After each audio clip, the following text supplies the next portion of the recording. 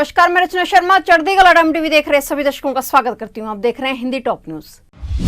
8 पुलिसकर्मियों की हत्या के मास्टरमाइंड विकास दुबे का एनकाउंटर कर दिया गया है। एनकाउंटर में गंभीर रूप से घायल हुए विकास दुबे की मौत हो गई है। इस एनकाउंटर में 4 पुलिसकर्मी भी घायल हुए हैं। कानपुर के एसएसपी दिनेश कुमार ने एनकाउंटर की पुष्टि की है। एसएसपी दिनेश कुमार का कहना है कि गाड़ी पलटने के बाद विकास दुबे पुलिस वालों का हथियार छीनकर भाग निकला। उसे सरेंडर करने का मौका दिया गया था, लेकिन विकास दुबे ने फायरिंग शुरू कर दी। जवाबी फायरिंग में उसे गोली लगी और उसकी मौत हो गई। महामारी संकट के बीच उत्तर प्रदेश में वीकेंड लॉकडाउन लग रहा है। उत्तर प्रदेश में महामारी केस में लगातार वृद्धि हो रही है और योगी सरकार ने महामारी के संक्रमण पर अंकुश लगाने के लिए इस वीकेंड पर प्रदेश में लॉकडाउन का ऐलान किया है। उत्तर प्रदेश में एक बार फिर लॉकडाउन लगाया जा रहा है और यह बंदी शुक्रवार रात 10 बजे से 13 जुलाई की सुबह 5 बजे तक जारी रहेगी। प्रदेश में बढ़ते केस पर काबू की कोशिश के तहत मुख्य सचिव राजेंद्र तिवारी ने लॉकडाउन के आदेश जारी कर दिए हैं। मध्य प्रदेश के रीवा में स्थापित 750 मेगावाट की सौर ऊर्जा परियोजना का प्रधानमंत्री नरेंद्र मोदी ने आज शुक्रवार को लोकार्पण किया। पीएम ने वीडियो कॉन्फ्रेंसिंग के जरिए एशिया की सबसे बड़ी माने जाने वाली सौर ऊर्जा परियोजना को राष्ट्र को समर्पित किया। एमपी में शिवराज सिंह चौहान के नेतृत्व में एक बार फिर बीजेपी की सरकार बनने के बाद पहली बार पीएम मोदी राज्य के कार्यालय में शामिल हुए हैं, जो काफी अहम माना जा रहा है।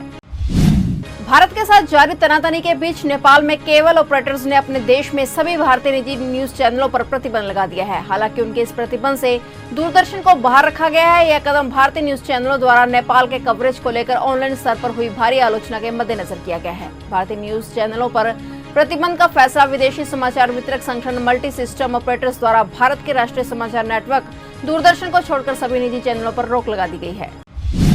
दिल्ली सरकार ने महामारी के सर्विलांस और रिस्पांस को और मजबूत करने के लिए रिवाइज्ड कोविड रिस्पांस प्लान जारी किया है। प्लान में स्पेशल सर्विलांस ग्रुप के तहत driver, plumber, electrician, domestic help, mechanic, जरूरी सामान की डिलीवरी करने वाले लोग आदि की स्क्रीनिंग और सर्विलांस से जुड़े निर्देश दिए गए हैं। इसके साथ ही आइसोलेटेड मामले वाले इलाके में और हाई रिस्क ग्रुप के सर्विलांस के आदेश जारी किए गए हैं। प्लान के मुताबिक अलग अलग श्रेणी के लिए एसओपी भी जारी की गई है।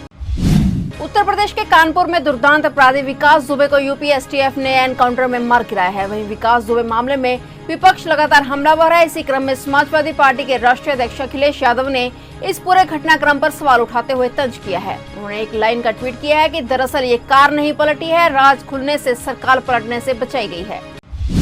देश में संक्रमितों की संख्या 7,93,802 हो गई है। गुरुवार को एक दिन में सबसे अधिक 26,506 केस मिले हैं। 24 घंटे में 475 मरीजों की जान भी गई है।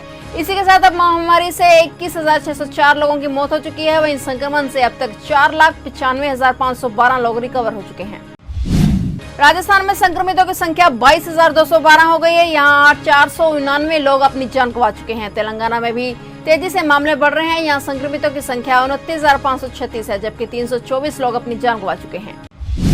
गुजरात में भी एक दिन में सबसे ज्यादा 861 नए मामले सामने आए, जिसके बाद यहाँ संक्रमितों की संख्या 39,280 हो गई है। गुजरात में इस अवधि में 15 मौतें भी हुई हैं, जिसके बाद गुजरात में इस जानलेवा वायरस से जान गंवाने वाले लोगों की संख्या बढ़कर 2010 हो गई है। गुजरात में फिलहाल एक्टिव मामलों की संख्या 9,528 है और जबकि राज्य में अब तक 39,280 लोग ठीक हो चुके हैं। महाराष्ट्र में बीते 24 घंटे में सबसे अधिक मामले सामने आए हैं। महाराष्ट्र में 6,875 नए केस सामने आए, जिसके बाद महाराष्ट्र में संक्रमितों का आंकड़ा बढ़कर 2,30,599 पर पहुंच गया है। जबकि 219 और मरीजों की मौत के बाद राज्य में मृतकों की संख्या 9,667 पर पहुंच गई है। हालांकि 4,067 मरीजों को ठीक होने के बाद अस्पताल से छुट्टी दे दी गई है, जिससे राज्य में ठीक होने वाले मरीजों की संख्या बढ़कर 1,27,259 पर पहुंच गई है। दिल्ली में महामारी के मामलों की संख्या 1,07,051 हो गई है। अब तक 3,258 लोगों की महामारी से मौत हो चुकी है। पिछले 24 घंटे में 4,027 लोग ठीक हुए हैं और अब तक 82,226 लोगों को अस्पताल से छुट्टी दी जा चुकी है। दिल्ली में महामारी के 21,567 एक्टिव केस हैं। उत्तर प्रदेश में संक्रमण के मामले लगातार बढ़ते जा रहे हैं। प्रदेश में बीते 24 घंटे में रिकॉर्ड 1,248 नए मामले सामने आए हैं। प्रदेश में अभी भी एक्टिव केस की कुल संख्या 10,373 है, जबकि ठीक होकर डिस्चार्ज होने वाले लोगों की संख्या 21,127 है। तमिलनाडु में 3 दिन के अंतराल के बाद एक बार फिर संक्रमण के नए मामले 4,000 के पार पहुंच गए हैं, जबकि इस दौरान 65 और लोगों की मौत हुई है। इसके साथ ही राज्य में संक्रमितों की कुल संख्या 1,26,000 के पार पहुंच गई है। वहीं इस महामारी से जान गंवाने वालों का भी आंकड़ा 1,765 हो गया है। राज्य में नए मामलों की दैनिक संख्या 4,231 मामलों के साथ बढ़ी है।